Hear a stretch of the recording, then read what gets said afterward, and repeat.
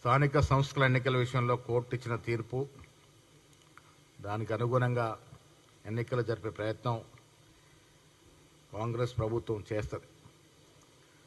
మీ అందరికీ తెలుసు,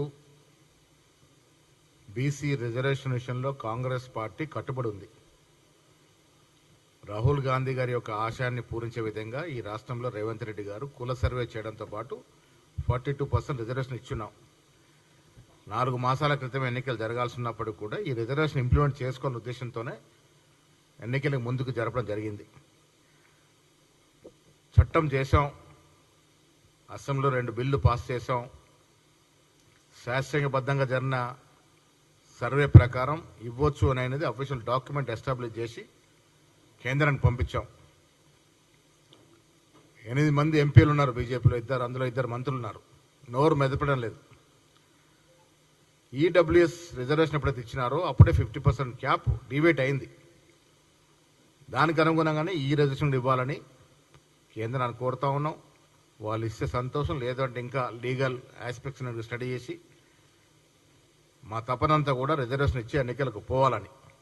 but court తీర్పిచ్చింది కాబట్టి దీని మీద సుదీర్ఘంగా కేబినెట్ మంత్రులతో, ముఖ్యమంత్రి గారితో మేమంతా దీన్ని చర్చించి తగు నిర్ణయం తీసుకుంటాం. నేను ఒక మాట నిన్న పిఎస్సి మీటింగ్లో చెప్పాను, ఇప్పుడు కూడా చెప్తా ఉన్నాను.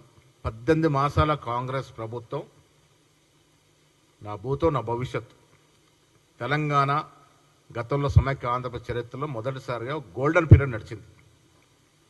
స్వర్ణయుములా తలపించే విధంగా 18 మాసాల పాలన జాగింది. దానికి కారణం మేము ఎన్నికలకు ముందు ఇచ్చినటువంటి ప్రతి వాగ్దానాన్ని మెజారిటీ అంశాలు పూరించడం.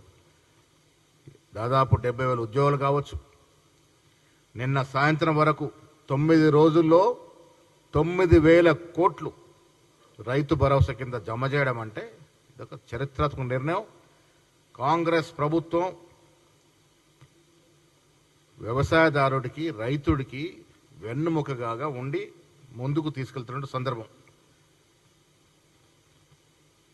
నిన్న జరిగిన పిఎస్ సమావేశంలో బట్టి గారు రైతు భరోసా కింద ఇచ్చినటువంటి నిధుల విషయంలో సుదీర్ఘంగా వివరించడం జరిగింది. 42% రిజర్వేషన్, కుల సర్వే, సబ్ కేటగరైజేషన్ జరిగిన తీరుతెన్నులు కూడా వివరించడం జరిగింది.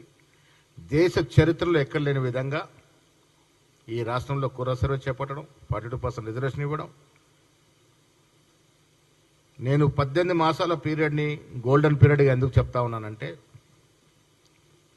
ఇది ప్రజలు కూడా అర్థం చేసుకోవాలి.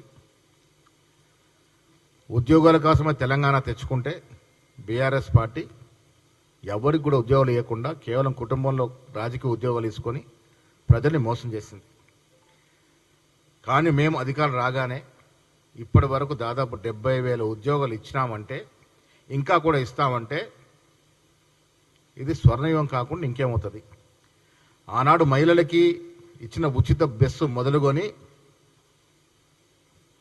నిన్నటి సన్న బియ్యాల వరకు, ఇప్పుడు మేము భూమి పూజలు చేస్తున్న ఇందిరమ్మ ఇళ్ళ వరకు, నిన్న 9,000 కోట్లు, దాదాపు 9,000 కోట్లు రైతు భరోసాలో జమ చేయడం వరకు, పోయినసారి 500 రూపాయలు బోనస్ వరికిన ఇవ్వడం, ఇవాళ ఇంటిగ్రేటెడ్ స్కూల్స్ పెట్టడం, 1,78,000 కోట్ల విదేశీ పెట్టుబడులు రావడం, స్కిల్ యూనివర్సిటీ పెట్టడం, ఇవన్నీ చూస్తూ ఉంటే ఇంత అభివృద్ధి, ఇంత సంక్షేమం గతంలో ఎప్పుడు జరగలేదు. కాబట్టి ఈ 18 మాసాల పీరియడ్ని నేను ఒక స్వర్ణయుగంగా, గోల్డెన్ పీరియడ్గా చెప్పదలుచుకున్నాను.